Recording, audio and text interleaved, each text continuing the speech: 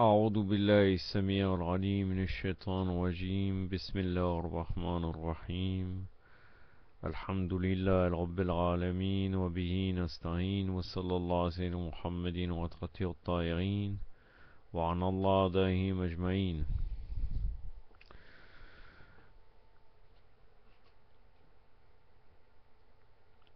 Une vidéo aujourd'hui sur Abdel Muttalib, le grand-père du prophète sallallahu alayhi wa alayhi, selon les hadiths de Ahl al-Bayt. C'est important de traiter cela au niveau des hadiths de Ahl al-Bayt, ce sujet, car vous savez bien que selon les mukhalifines, Abdel Muttalib et Abu Talib sont en enfer. Et généralement, on utilise toujours leurs propres hadiths pour prouver qu'ils sont des croyants et qui croyaient en Allah, en un seul Dieu, et qu'ils étaient monothéistes. Et pour Abu Talib qui croyait aussi à la prophétie de Muhammad sallallahu alayhi wa sallam. Mais généralement on ne connaît pas Abdel Muttalib et Abu Talib selon ce que dit les hadiths de Ahl al-Bayt, selon ce que dit Ahl al-Bayt alayhum salam. Par exemple, nous trouvons, pour traiter de ce sujet, dans le Biar el Anwar de Alam al-Majlisi, que Abu Talib et Abdel Muttalib sont des prophètes envoyés. C'est-à-dire que vous savez bien qu'il y a différentes catégories de prophètes. Il y a les prophètes envoyés et les prophètes messagers. Les prophètes messagers sont un degré plus élevé. C'est par exemple notre prophète sallallahu alayhi wa alayhi, le prophète Isa alayhi salam, Moussa alayhi salam, Ibrahim alayhi salam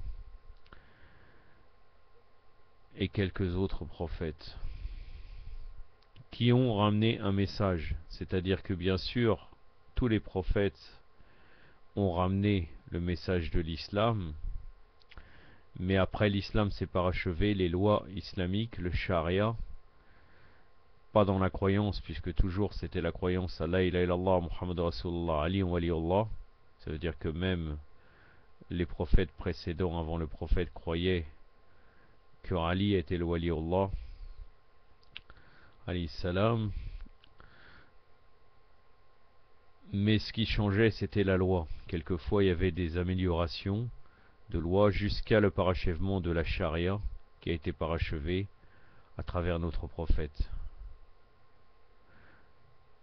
La religion extérieure a été parachevée par notre prophète. Aussi, il y a des différences entre le Nabi et le prophète avec le lien qu'il entretient avec l'ange de la révélation. Le Nabi entend uniquement la voix du prophète, de l'ange, ou bien le voit en rêve, suivant les degrés. Et il entend donc sa voix. Pardon. Alors que le prophète messager, donc le Rasoul, voit directement l'ange, soit sous sa forme réelle, soit bien sûr sous la forme de quelque chose d'autre. Comme par exemple, quelquefois, bien sûr le prophète Mohammed sallallahu alayhi wa sallam voyait l'ange quelquefois sous sa vraie forme, et quelquefois il prenait la forme aussi d'un arabe qui était très beau, qui s'appelait Diya al-Kalbi.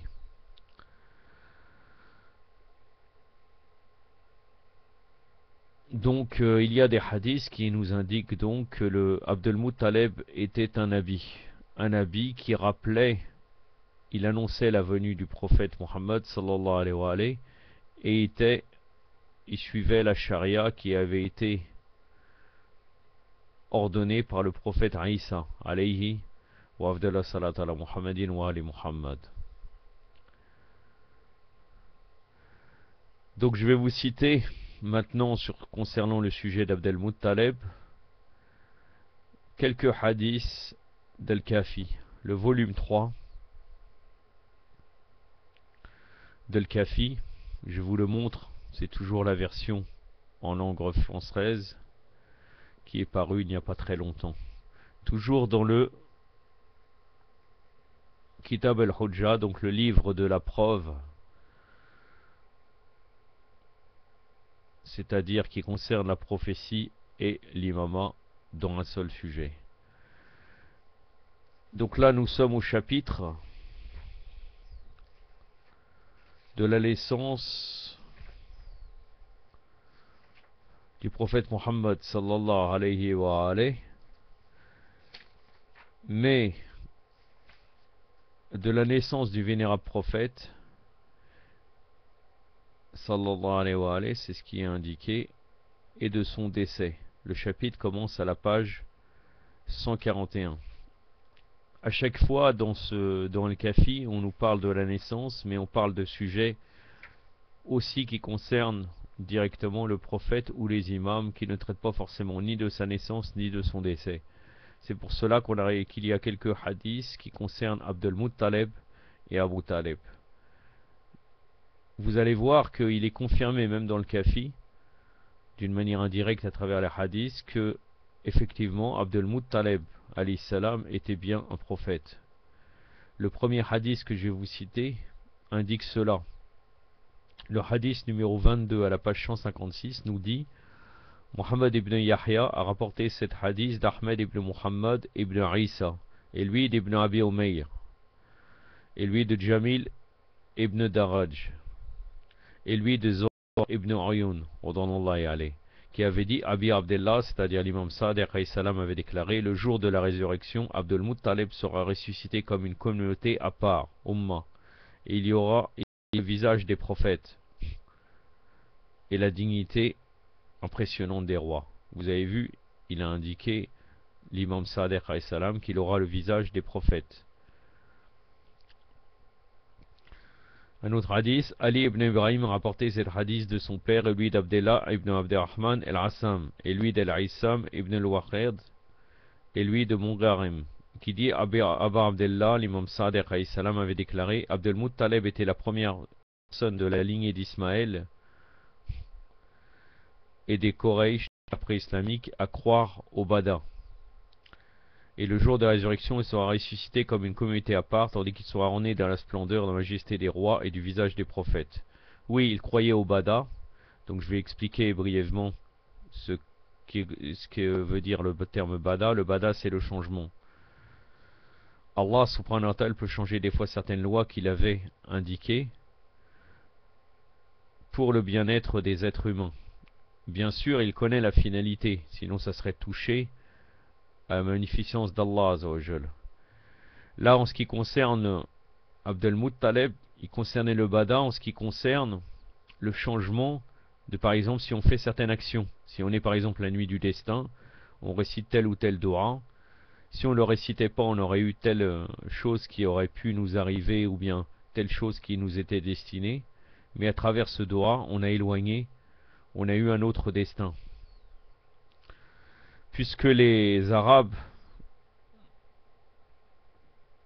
de la Jahiliya croyaient au déterminisme, au Jabr. Donc lui croyait qu'à travers nos actions, on pouvait changer certaines choses, qu'on avait le libre arbitre. C'est en ce sens-là qu'Abdel Muttalib croyait au Bada. L'un de nos compagnons, un autre hadith, l'un de nos compagnons chiites a rapporté cet hadith d'Ibn Jumur, et lui de son père, et lui d'Ibn Barboub, et lui d'Ibn Hariyab, et lui d'Abdurrahman ibn Hajjaj, et aussi de Muhammad ibn Sinin, et eux de Mufaddal ibn Omar, et tous deux d'Abi Abdullah, c'est-à-dire l'imam Sadiq alayhi salam, qui avait dit: le jour de la résurrection, Abdul Muttalib sera ressuscité comme une communauté à part dans la splendeur et dans la splendeur et majesté des rois, et avec le visage des prophètes, car il était le tout premier à croire au Bada. Un jour, Abdul Muttalib envoya le messager d'Allah, sallallahu alayhi wa alayhi, qui n'était encore qu'un tout petit garçon, auprès de ses gardiens de troupeaux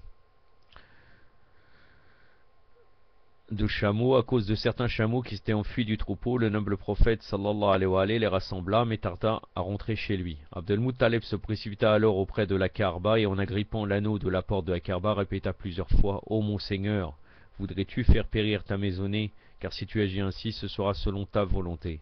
Ensuite, le messager d'Allah arriva avec les chameaux, tandis qu'Abd al-Muttalib avait envoyé ses gens à la recherche du prophète sallallahu alayhi wa alayhi dans tous les chemins et les sentiers montagneux. Et pendant qu'il répétait frévilleusement: Ô mon Seigneur, voudrais-tu faire périr ta maisonnée? Mais si tu agis ainsi, ce sera selon ta volonté. Quand il vit le messager d'Allah s'approcher de lui, il le prit alors dans ses bras et le serra fortement à sa poitrine, et lui dit: Ô mon cher tout petit, désormais je ne t'enverrai plus jamais à nulle part, de peur qu'on ne te prenne de moi et que tu ne sois tué. Donc, pardon. Donc là, nous voyons qu'Abd al-Muttalib croit aussi au Bada, car il était convaincu que le prophète était bien le prophète d'Allah Azzawajal.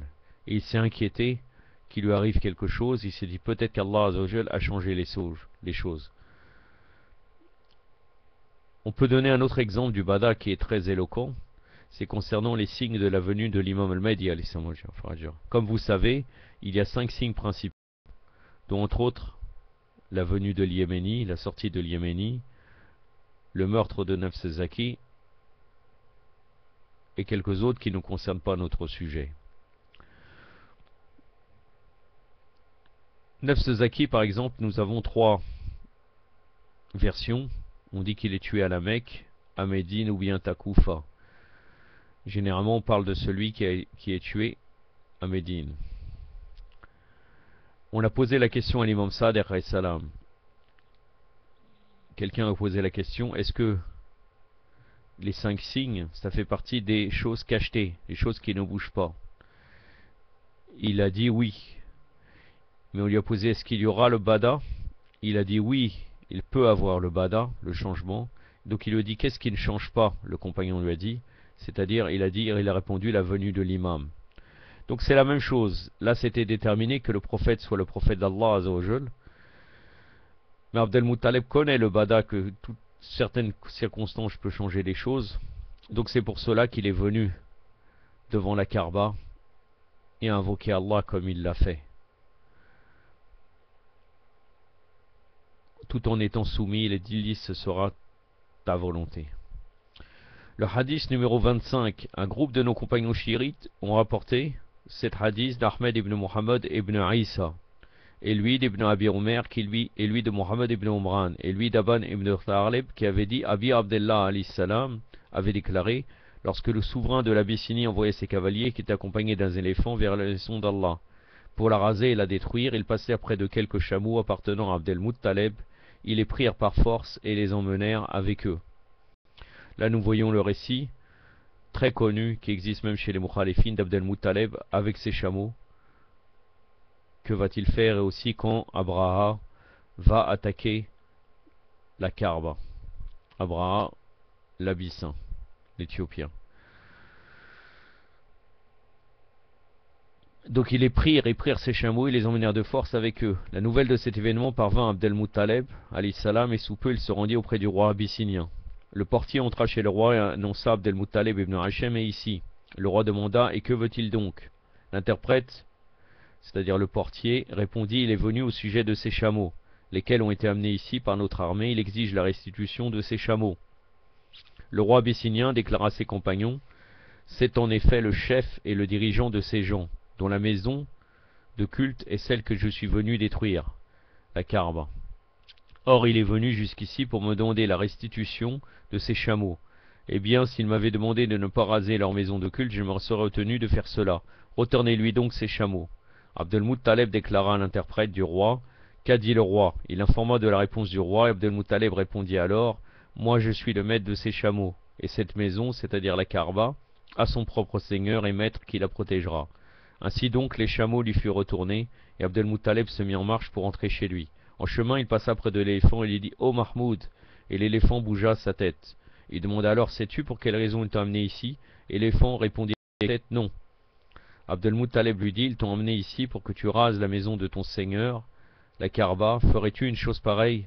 L'éléphant répondit avec sa tête: non. Donc là vous voyez encore une fois pardon, que Abd al-Muttalib a aussi certains pouvoirs qui lui permettent de parler avec l'éléphant. Il lui parle bon, avec des mots comme moi je suis en train de vous parler, des mots dans une langue, dans la langue précise qui était l'arabe, mais l'éléphant le comprend et lui répond. Donc ça amène un certain degré spirituel aussi. Abd al-Muttalib rentra ensuite chez lui. Lorsque le jour arriva, les soldats abyssiniens prirent l'éléphant avec eux pour le faire entrer dans Majid el-Haram. Mais l'éléphant refusa net et ne laissa guère le faire bouger de sa place. Abd al-Muttalib déclara à l'un de ses esclaves: monte sur la montagne et vois si quelque chose arrive, oui ou non. L'esclave retourna sur Pu et dit: je vis une noirceur du côté de la mer. Il répondit: non, mais je vois de plus en plus mieux. As-tu vu clairement? Pardon, on lui demande: as-tu vu clairement? Il répondit: non, mais je vois de plus en plus mieux. Lorsque la noirceur s'approchera, il dit: cette noirceur est composée d'un grand nombre d'oiseaux. Mais je ne sais pas exactement quelle sorte d'oiseaux ils sont. Chaque oiseau porte un gravier dans son bec, de la taille d'un caillou, qu'on peut lancer avec un doigt ou bien encore plus petit que cela. Abd al-Muttalib déclara: par le Seigneur et Maître d'Abd al-Muttalib, c'est-à-dire Allah Azza wa Jal, leur destination n'est autre que ce groupe de soldats abyssiniens, et ce jusqu'à ce qu'ils arrivent au-dessus de leur tête pour laisser tomber les graviers, et chaque gravier tombera sur la tête d'un homme et lui sortira de derrière sa tête et le tuera. Seul un homme s'échappera de cela pour porter la nouvelle aux gens, mais lorsqu'il aura lui aussi informé les autres de cela, un gravier lui tombera sur la tête et le tuera en un clin d'œil. Là vous voyez Abd al-Muttalib encore une fois, ça monte son niveau vis-à-vis d'Allah Azza wa Jal. Il déclare à l'avance ce qu'il se passe. Il dit: il va se passer comme cela, les oiseaux vont arriver, vont lancer une pierre, des pierres qui vont traverser la tête de ces gens-là, et ils les tueront. Et il y aura quelqu'un qui s'échappera, il dit à l'avance ce qui va se passer, il y aura quelqu'un qui va s'échapper, il va porter la nouvelle aux gens, et après cela, il y aura un gravier qui tombera sur sa tête et le tuera. La hadith numéro 26, et ça sera terminé pour notre sujet. Ali ibn Ibrahim a rapporté cette hadith de son père, et lui d'Ahmed ibn Muhammad ibn Abi Nasr, et lui de Rifa'a, qui avait dit: Abba Abdullah, l'imam Sadiq avait dit: on avait toujours l'habitude d'étendre un tapis pour Abd al-Muttalib, juste à côté du mur de la Kaaba, près de sa porte, là où personne excepté lui n'avait la permission de s'asseoir. Il avait plusieurs fils qui avaient l'habitude de se tenir debout à ses côtés pour empêcher quelqu'un de s'approcher de lui. Or un jour, le messager d'Allah, sallallahu alayhi wa sallam, qui n'était encore qu'un tout petit enfant, s'approcha de lui et s'assit sur ses genoux. L'un de ses fils se pencha pour le reprendre des genoux de leur père, mais Abd al-Muttalib lui dit: laisse donc mon fils tranquille, car l'ange vient à lui. C'est la même chose, il était au courant du niveau de prophétie du prophète sallallahu alayhi wa sallam. Donc vous voyez très bien, bon, les chiites sont convaincus, mais malheureusement, comme je vous dis, même les prêcheurs chiites utilisent toujours les hadiths des mukhalifines pour prouver qu'Abd al-Muttalib était un croyant. Donc on a changé un peu cette méthode, parce que malheureusement, on connaît généralement Abd al-Muttalib et Abu Talib uniquement à travers les hadiths des mukhalifines. يكتفي من عادة وصلى الله على سيدنا محمد وأطهر الطاهرين والسلام عليكم ورحمة الله.